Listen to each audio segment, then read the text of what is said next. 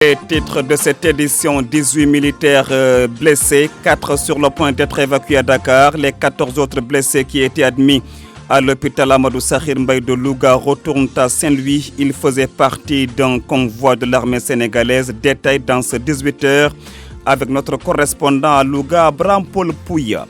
Les travailleurs de la SDE suspendent leur mot d'ordre de grève suite à une proposition du ministre de l'Eau et de l'Assainissement de leur accorder 7,5% du capital. Rencontre à l'instant entre les deux parties au Centre international de conférence Abdou Diouf. Il faut rappeler que les travailleurs de la SDE comptent attaquer devant la justice le décret de réquisition du chef de l'État Macky Sall. 24 heures de grève du syndicat autonome des enseignants du supérieur, c'est pour exiger la libération d'un d'entre eux, le docteur Babacar Diop, arrêté lors d'une marche interdite contre la hausse du prix de l'électricité. Une stratégie nationale de lutte contre la corruption bientôt élaborée. Une annonce de la présidente de l'Office national de lutte contre la corruption et la concussion, Seynabou Ndiaye Diakhaté, dit avoir reçu 60% sur les 1000 déclarations de patrimoine. Dans la seconde partie de ce 18h, il y aura la page des sports en classe et puis en fin d'édition, le débrief. Aliouna Nyambaye, directeur de l'Institut africain de développement local basé à Thiès. Il sera question de l'insécurité alimentaire dont il a été question dans certains départements du pays. À la technique, Abdou Thiam, direction l'hôpital Amadou Sakhir Mbaye de Louga où nous retrouvons notre correspondant Abraham Paul Pouy. Bonsoir. Bonsoir. 18 militaires blessés qui faisaient partie du convoi de l'armée sénégalaise qui avait quitté Dakar pour Doji en champ de tir à hauteur de Tchamen. Alors, est-ce que le bilan a évolué? Qu'est-ce que vous pouvez nous en dire? Non, le bilan n'a pas encore évolué. Il s'agit de l'unité du 12e bataillon de l'armée sénégalaise qui était en campagne à Dodji, comme vous venez de le dire, au champ des cours. Au champ des tirs, selon les informations reçues, un des camions s'est renversé entre Tchamen et Mbaké Bari. Et 18 militaires se sont blessés. Les 4 sont sur le point actuellement d'être évacués vers Dakar pour des soins. Les 14 autres vont retourner à Saint-Louis. Mais aussi, nous suivons la situation de très près avec le médecin-chef de la zone et le commandant de zone. C'est ce qu'on peut dire pour l'instant. Actuellement, nous sommes à l'hôpital pour suivre la situation et revenir avec beaucoup plus de détails. C'est cela. Merci à vous, Abraham Paul Pouy, notre correspondant à Louga. Et puis, l'insécurité dans la région de Matam, la gendarmerie qui a réussi un grand coup. Elle a mis hors d'état de nuire 2 caïds qui avaient fini de perturber le sommeil des populations. Les 2 malfaiteurs qui écumaient dans la zone ont été arrêtés ce week-end. Détail à Libandelnian. Depuis les derniers braquages sur les pistes de Payar et les cambriolages à Ranérou-Ferlo, les forces de sécurité marquent leur présence sur le terrain. C'est une vaste opération de sécurisation qui vient d'être organisée par la compagnie de la gendarmerie de Ranérou, appuyée par les éléments de l'escadron d'intervention de Linguère. Les hommes en bleu ont durant tout le week-end sillonné toutes les localités de cette zone silvopastorale du Ferlo. Face à l'ampleur des vols de bétail et la prolifération des médicaments et autres produits contrefaits, les hommes en bleu ont fouillé dans tous les marchés hebdomadaires. Dans les filets, 2 grands caïds qui écumaient dernièrement la zone du Ranérou, surpris à bord de moto. Plus d'une centaine d'individus arrêtés pour vérification d'identité. Le bilan est plus que satisfaisant selon les autorités locales qui saluent l'initiative visant à restaurer la quiétude des populations. Faut-il rappeler que du fait de sa position géographique, le Ferlo est devenu le lieu de refuge de certains malfaiteurs activement recherchés. Cela du fait que Ranérou s'ouvre sur 8 départements des régions de Saint-Louis, de Tamba et de Kaffrine. Matam, Ali Bandelnian, RFM. À Matam, il est 18h passé 5 minutes. RFM, la radio de toute l'actualité. Rencontre à l'instant entre le ministre de l'Eau et de l'Assainissement et les travailleurs de la SDE. C'est au Centre international de conférence Abdou Diouf et les travailleurs de la SDE qui ont suspendu leur mot d'ordre de grève. Une décision prise à l'issue de leur assemblée générale tenue ce matin. Toutefois, ils comptent attaquer devant la justice le décret de réquisition du chef de l'État. Écoutons ce propos Eliman Diouf, coordonnateur de l'intersyndical des travailleurs de la SDE, au téléphone de Daoud Diouf. La décision de l'assemblée générale aujourd'hui, c'est que La question de la vision de l'Assemblée générale aujourd'hui, c'est de poursuivre ensemble avec les organisations syndicales, les centrales syndicales et l'ensemble des travailleurs et des démocrates de ce pays pour attaquer la décision qui a été prise de faire un décret de réquisition de l'ensemble des travailleurs de SDE. Un décret illégal et un décret anticonstitutionnel et nous allons nous battre pour l'attaquer auprès des juridictions nationales et internationales. Les travailleurs ont retenu de suspendre le mot d'ordre de grève en attendant de continuer les négociations et de continuer la lutte et la victoire nous reviendra, Inch'Allah. 24 heures de grève, c'est ce qu'a décrété le syndicat autonome des enseignants du supérieur. Parcourt donc ce matin à l'université de Dakar. Un mot d'ordre du SAES qui a porté ses fruits, c'est pour exiger la libération d'un d'entre eux, le docteur Babacar Diop, arrêté lors d'une marche interdite contre la hausse du prix de l'électricité. Les étudiants trouvés à la faculté des lettres et des sciences humaines trouvent noble la cause et disent soutenir leurs enseignants. Koumbatandian fait reportage. J'ai raté le second cours. C'est quand même normal et raisonnable. Mais seulement les étudiants sont entrés pour nous dire de sortir. Elle étudie à la faculté des lettres et sciences humaines. Les deux camarades viennent respectivement de Ouakam et des HLM et disent s'être réveillés tout le matin pour assister à leurs cours. Mais elles vont devoir rebrousser chemin. Ici, aucun cours magistral ni TD ni est dispensé. Je considère que c'est légitime parce qu'on a retenu quelques-uns de nos camarades et on a un droit qu'il fallait respecter, c'est-à-dire on avait un droit réservé à la grève, donc ils n'avaient pas à nous retenir jusqu'à nous emprisonner, donc je crois que c'est légitime et que c'est défendable. Les enseignants exigent que leur père, le docteur Babacar Diop, soit libéré. Les étudiants disent compatir, la cause est si noble. Les professeurs qui sont emprisonnés, aussi nos camarades étudiants, alors c'est normal qu'on soit solidaire envers eux. C'est quand même raisonnable qu'ils nous fassent sortir. Parce que c'est pas aussi humain, je dirais. En quelque chose, c'est pas humain de faire cours alors que l'autre est en prison et il se battait pour notre cause aussi. Le professeur, mais aussi 5 de leurs camarades étudiants n'ont rien à faire en prison au moment où l'université a besoin d'eux. ñom ñi ngi tok di patienter di xaar docteur bi mu toni ñi nga nek en retard am ñoo xam ne ñoo waroon programmer pour dem à l'extérieur ñoo ñëpp defoon seeni inscription yooyu yëpp dañ koy perdre. Même s'ils sont conscients des répercussions de la grève des syndicats et celle des étudiants sur leur examen. Les étudiants souhaitent un retour à la normale des cours tout en espérant voir leurs camarades et leurs professeurs sortir de prison. Et outre le SAES et le Sud-Est, les étudiants réunis autour d'un collectif ont interrompu ce matin les cours de quelques récalcitrants qui outrepassaient le mot d'ordre des syndicats. Les étudiants donnent un ultimatum aux autorités pour libérer 5 des leurs et leur professeur, le docteur Babacar Diop. Leur mot d'ordre, disent-ils, est sans limite s'ils n'obtiennent pas gain de cause. Ils ont tenu ce matin en point de presse. Leur porte-parole s'appelle Marcel Diédhiou au micro de Koumba Sandiane Faye. Aujourd'hui, c'est toute une indignation parce que la place de ces étudiants-là, ce n'est pas dans une quelconque maison d'arrêt, mais c'est dans les amphithéâtres.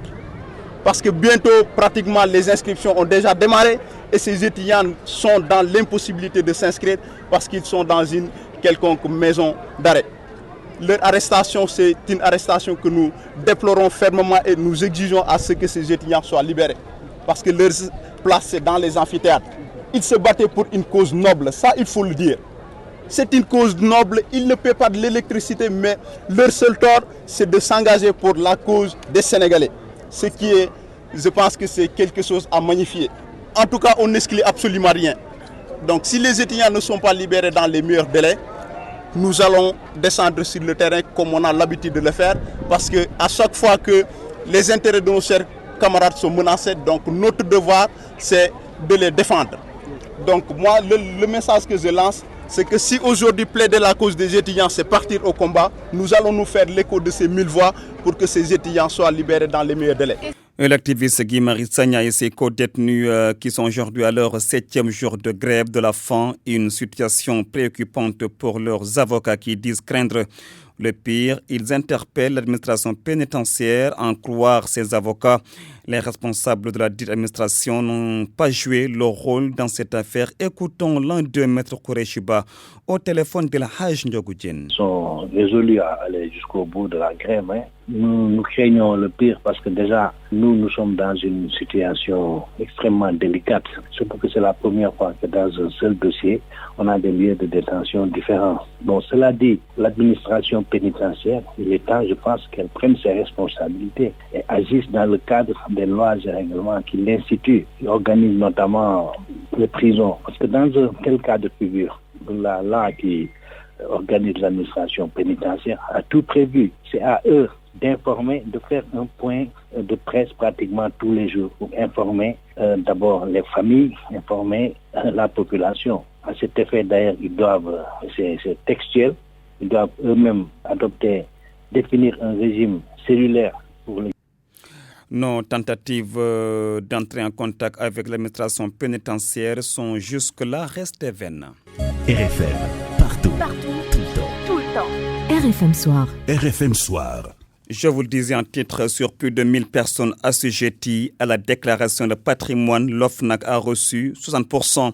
Une annonce de la présidente de l'Office national de lutte contre la corruption et la concussion, Seynabou Ndiaye Diakhaté, qui était à Thiaroye en banlieue de Dakar, dans le cadre du lancement de la 15e nationale de lutte contre la corruption, a laissé entendre que la stratégie nationale de lutte contre la corruption sera bientôt disponible en Ndongoka. Selon la présidente de l'OFNAC, l'élaboration de la stratégie nationale de lutte contre la corruption est presque achevée. Seynabou Ndiaye Diakhaté d'annoncer aussi que sur plus de 1000 assujettis à la déclaration de patrimoine, l'organe de contrôle a enregistré plus de 60% de déclarations d'entrée et de sortie. Donc l'OFNAC poursuit son travail. C'est vrai que c'est difficile, l'inconnu est toujours craint. Le Sénégalais, par son sutura et car ça, ses valeurs, ne veut pas parler de son patrimoine. Mais nous avons une stratégie qui fait que les assujettis adhèrent de plus en plus à la déclaration de patrimoine. Parce qu'on leur explique que ça a un effet protecteur vis-à-vis d'eux. C'est un moyen pour eux, demain, s'ils étaient poursuivis ou accusés d'enrichissement illicite, de prouver qu'ils ont bien acquis leur bien. Je sais que Egnen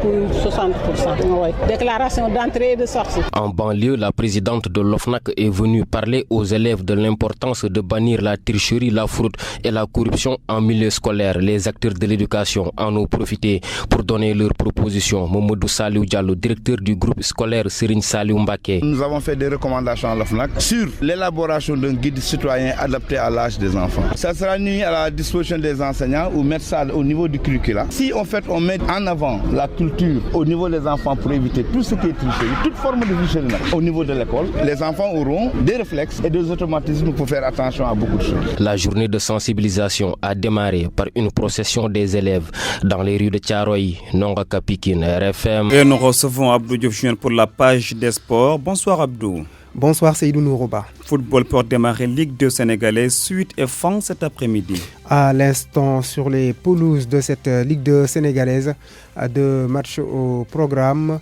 À l'instant donc au stade Alassane Djigo. Nous y reviendrons dans nos prochaines éditions avec les scores. Pour l'instant, entre Demba Diop et Renaissance, c'est 0 but partout. Également entre Guédiawaye Football Club et entre Guédiawaye Football Club, oui, le match de Guédiawaye Football Club. Nous en sommes aussi à la seconde période. Nous y reviendrons pour les résultats. Football toujours, la Ligue de Dakar dans le dur. C'est dû au fait que cette ligue, Seydou Nourouba, a plus de 112 clubs mais peine à organiser des rencontres à cause des 5 stades fermés dans Dakar. Nous écoutons Malik Thiam, c'est le président de la Ligue de Dakar. On est actuellement au niveau de la régularisation administrative. On va essayer de commencer par les préliminaires de la Coupe du Sénégal que la Fédération a donné en stage à toutes les ligues, les faire pour qu'on puisse arriver au 32e de finale. Après les préliminaires, peut-être nous irons vers les championnats régionaux, donc en U17 et U20. Mais cette année-ci, contrairement à l'année dernière, nous comptons organiser au moins 9 à 10 journées de championnat en petite catégorie. À la première phase et maintenant la deuxième phase en éliminatoire direct pour arriver à la finale des compétitions régionales. Donc nous comptons aussi accompagner le football amateur en championnat national 1 et 2 et aussi pour le football féminin, que particulièrement au niveau de la Dakar, nous avons 112 clubs actuellement affiliés au niveau de la Ligue. Donc tous ces 112 clubs sont répartis dans les différentes catégories et compétitions régionales. Le manque de terrain est également un grand problème pour la Ligue de Dakar en particulier. Oui, c'est extrêmement difficile à Dakar, ça il faut le constater. Nous avons presque 96 équipes qui vont jouer et ça va aller à 16 à 17 poules, donc vous comprenez un peu que c'est très long. Vous l'avez constaté à Dakar, nous avons 5 terrains qui sont pratiquement fermés. Hormis Demba Diop, Léopold Senghor, nous avons aussi Ngor et Yoff qui ne sont plus disponibles. Passer Assis n'est plus disponible, Yarah n'est plus disponible. Donc vous constatez un peu avec nous que c'est un peu difficile de pouvoir jouer sur des terrains vagues. Donc vraiment, c'est la croix et la bannière pour réussir cette programmation et pouvoir faire jouer tous les clubs. On nous signale donc que les 2 derniers matchs de cette Ligue 2 sénégalaise se jouent donc à l'instant au stade Amadou Barry de Guédiawaye. Iso, Demba Diop sont à 0 but partout en seconde période.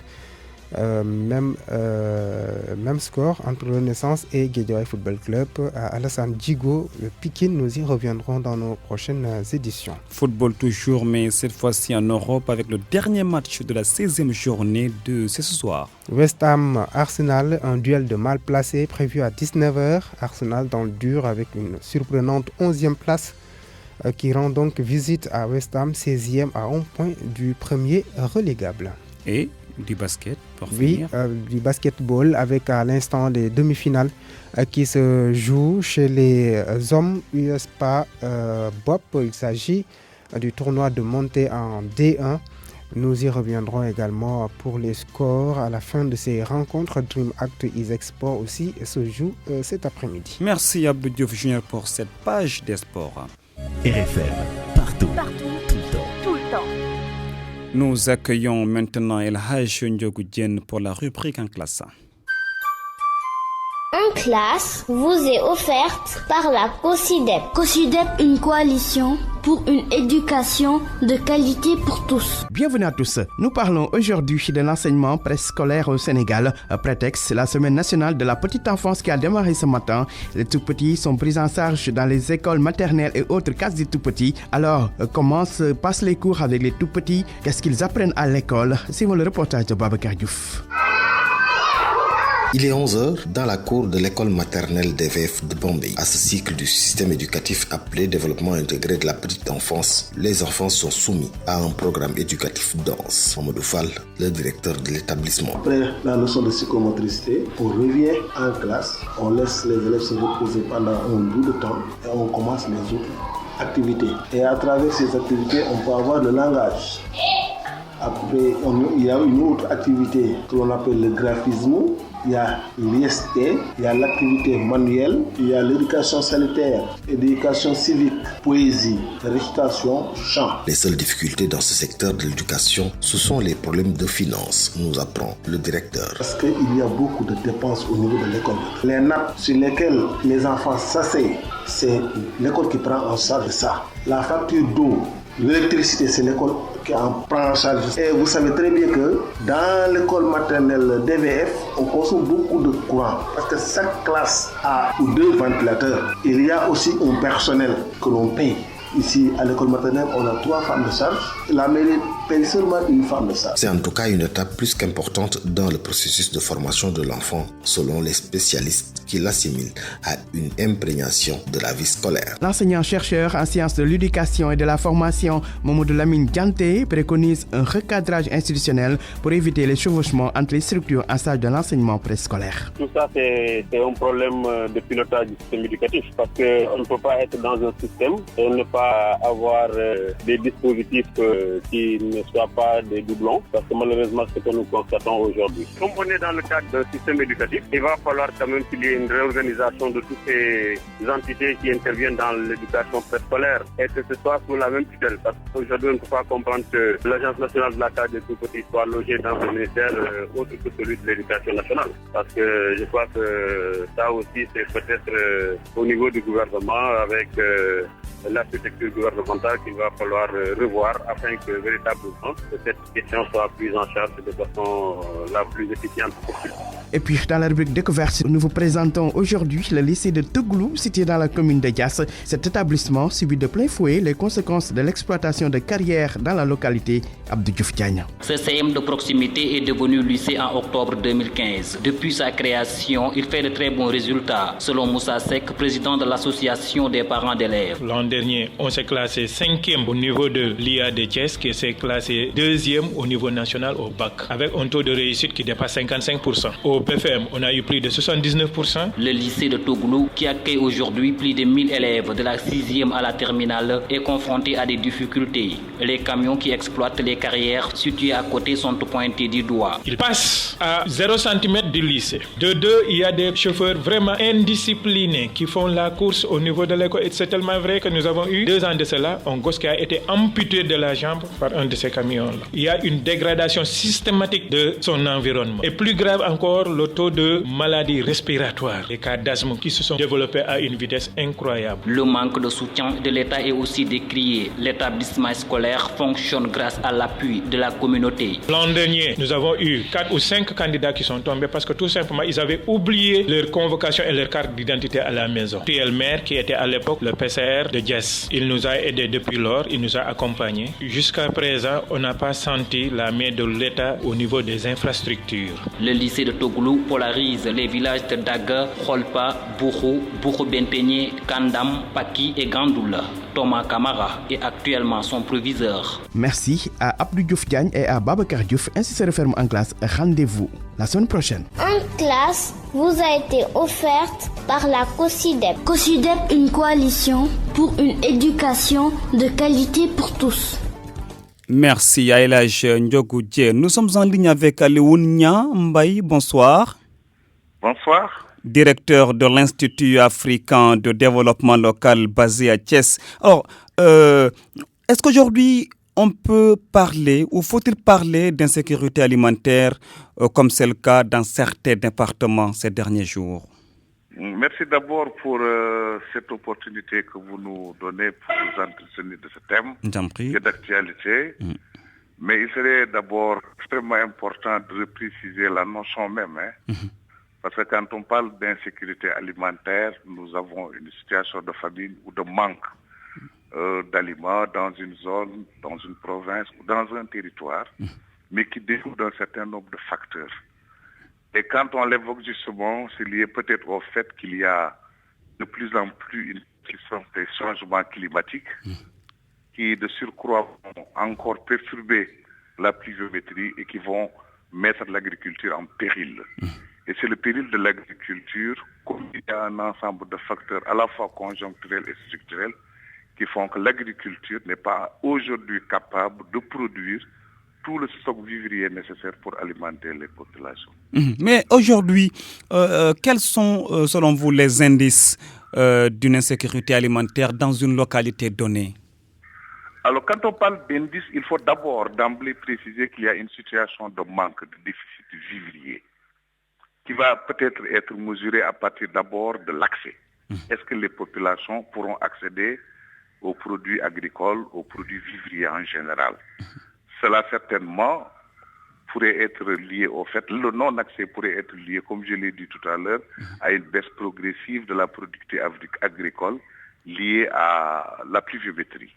L'autre aspect important, c'est aussi la disponibilité. Est-ce que les produits sont disponibles? Est-ce que les produits sont utilisés effectivement par les populations jusqu'à pouvoir avoir des réserves conséquentes qu'elles peuvent transformer pour une utilisation future? Alors cette situation, elle est bien caractéristique des pays en voie de développement qui ont des agricultures qui n'ont pas encore maîtrisé l'eau et surtout le fait que les populations ne sont pas encore très résilientes. Mais est-ce qu'il y a aujourd'hui lieu de s'alarmer au regard des informations qui sont données? Moi, je pense que l'alarme est une exagération. Mais c'est d'abord lié au fait que, d'abord sur le plan international, l'objectif de développement durable numéro 2 cherche à mettre fin à la faim, à assurer une sécurité alimentaire, une nutrition adéquate et promouvoir l'agriculture. Mais aujourd'hui, il faut reconnaître que nos écosystèmes sont très fragiles. Et la fragilité de nos écosystèmes nous amène aujourd'hui à percevoir réellement que la famine, l'insécurité alimentaire vont toujours engendrer un certain nombre de tollés. Parce que déjà, dès la déclaration de 1948, la déclaration universelle des droits de l'homme, on avait fait de l'alimentation un droit inaliénable. Donc, insécurité alimentaire, non pas famine, parce que quand on entend parler d'insécurité alimentaire, peut-être que certains qui ne comprennent pas peuvent penser à la famine, alors que c'est diamétralement opposé. Oui, c'est deux notions qui sont connexes, mais quand même qui sont différentes. Parce que lorsqu'il y a, quand on dit la famine sur le terrain de développement local, on peut même l'apprécier à l'échelle d'un seul individu.